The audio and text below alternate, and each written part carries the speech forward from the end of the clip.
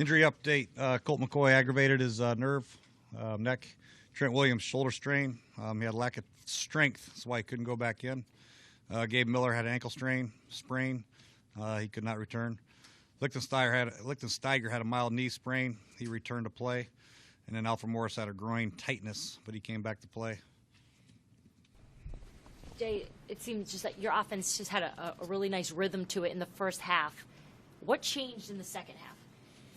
I don't know. I got to check out the film, but they did some good things in the first half, obviously, and tried to keep them off balance with the runs and the naked bootlegs. But again, once we got the third down, it's what stopped our drives, whether it was protection or missed opportunities. However, it happened, and it's been a story of our season. 3-11, lack of third down conversions came back to haunt us again. Coach, Robert comes in off the bench, 18 of 27, 236. Your assessment of how he played today, as your your backup guy coming in. Well, yeah, he played okay. Based on what I saw on the field, I don't know. I got to check out the film. Obviously, the second half was unfortunate, and protection issues. We'll just have to check it out. But I thought he came in and competed. That's half the battle right there. He came in and had some confidence and ran around, made some good runs, delivered some nice throws. But I'll have to check the film to give him a total grade. Coach, just how deflating was the last play of the first half and then the first play of the second half? It was deflating, a little bit. We had a good momentum going in there, and worst case scenario, we go in there with a field goal, and Robert scrambled out of there and tried to get a touchdown, and we thought he had it. I guess I don't know that rule either, but and then we lose the 30 yards in penalties because of it. But it was unfortunate. We got to keep our composure. Referees, I hear, got it right, so it was unfortunate, but we should at least got a field goal there, no question. What did they explain to you down on the sideline? And I guess Tony Siragusa reported that you weren't even informed that Santana had been ejected for what he said to Jeff Triplett. Is that correct? I didn't know he was ejected until when we came out after the half. But they said that Robert had lost control before he crossed the goal line. Therefore, he had to maintain control before he landed and all that stuff. So that's why they called it a touchback. Coach, you've been saying you want to see certain things from Robert, and I know you just had, just a game and you just walked off the field, but did you start to see some of the things that you wanted to see? And moving forward, has the narrative sort of changed in terms of what the quarterback situation is? Is he in the mix? Where do we go from here? Yeah, well, obviously he's in the mix. He's on our roster. We just got to look at the film and see where we stand, see what the deal is with Colt's neck, and obviously that takes priority. He's got to get that thing checked out, make sure he's right before he attempts to come back again. But Robert's definitely in the mix, and he came out here, he competed, which I liked. Made some good throws, made some great plays with his legs. But from a consistent standpoint, like I said, the production on third down, that's what I got to look at. And the lack of production in the second half is concerning, but it's not, it's just total play calling, offensive line, receive, whatever it is. I just got to look at the film before I judge that. So your starter then? Is that how? Well, I don't know yet. Let me look at the film, let me hear about Colt's injury again, and we'll go up from there. Jay, with Robert, obviously the book is get him on the move, bootlegs and all that. You're doing that the first half. What's the challenge with a guy like that where at some point you got to sit there in the pocket and throw, yet he seemed to do pretty well on the move? Well, that's a challenge because eventually they're going to stop those movement plays, and they did. The first drive I think we tried to run it on a bootleg, and we had third down and 8 and then had to punt. And then the next drive I think we tried to run another bootleg and third down and 5 and had to punt. And, eventually we are going to have to drop back and throw. We got to do a much better job of, converting some of these third down dropbacks unless we try to bootleg on 3rd and 6. I don't know if that'll work, but we'll have to figure it out. I think it was the 7th sack where he kind of fell awkwardly. Did he re-injure his ankle at all? At the end? Yeah. Yeah, I don't know what happened. That's why I kind of let the clock run out, and I thought he was hurt a little bit, but he was okay.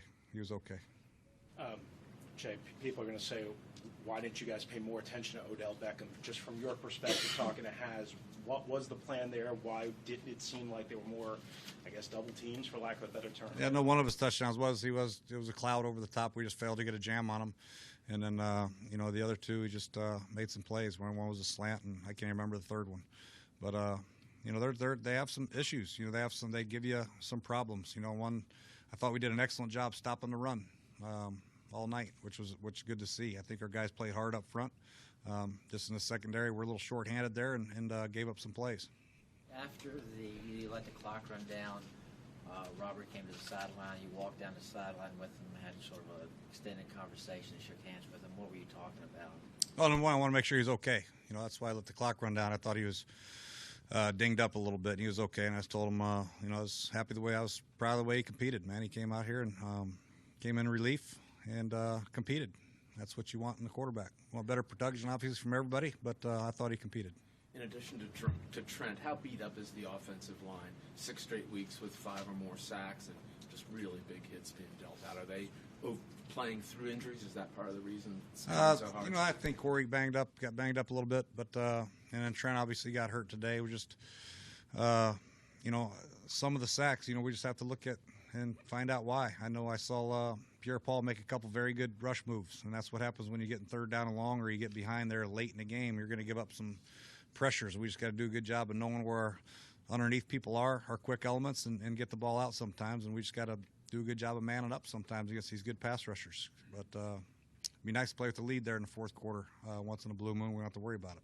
Jay, you said you've been disappointed in the team's the lack of tempo. And there were a lot of plays today where Deshaun Jackson's body language and even his hustle getting back into the huddle wasn't there. You could see it. Did you notice that, and how do you address this? How do you fix this? Where do you go from here with Deshaun on making sure this isn't a problem? I did not notice that. I thought the tempo was okay. We were trying to actually, you know, get some plays called that are a little bit wordy and some options for the quarterback at the line of scrimmage, so it might have looked like it was slow, but I thought I didn't notice Deshaun being slow back to the huddle at all until the very, very end when he ran a go ball and had to come all the way back. We'll take a few more. Jay, you obviously had the concerns about Colt for much of the week with the injuries, visiting specialists. You mentioned even the live contact aspect of it. He plays, I think, 12 plays and gets hurt. How much of that during the week were you obviously can't simulate that kind of live situation, but how much was that really a concern, the fact that he'd go out there and wouldn't be able to last this game? You know, it wasn't really a concern for me. I take the word from the doctors and I take the word from the player. You know, doctors come first, trainer, and then the player. And you know, we got the clearance on Friday from the doctor, said that, you know, wouldn't be an issue. But obviously there's a threat if you get hit in the same spot and jar your neck exactly the same way. There's a chance for the same stiffness to reoccur, and that's what happened, unfortunately. What was the thinking on the 4th down you went for, and also preparation for the onside kick for the second half?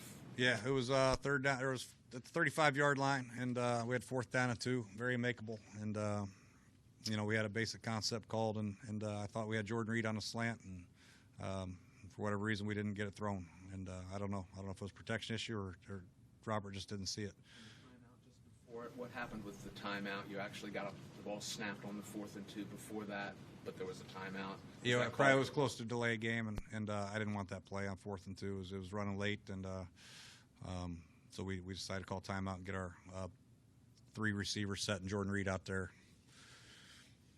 And then the outside kick was we had our hands team out there. We figured it was coming. They just made a great play on the ball. Thanks, Coach.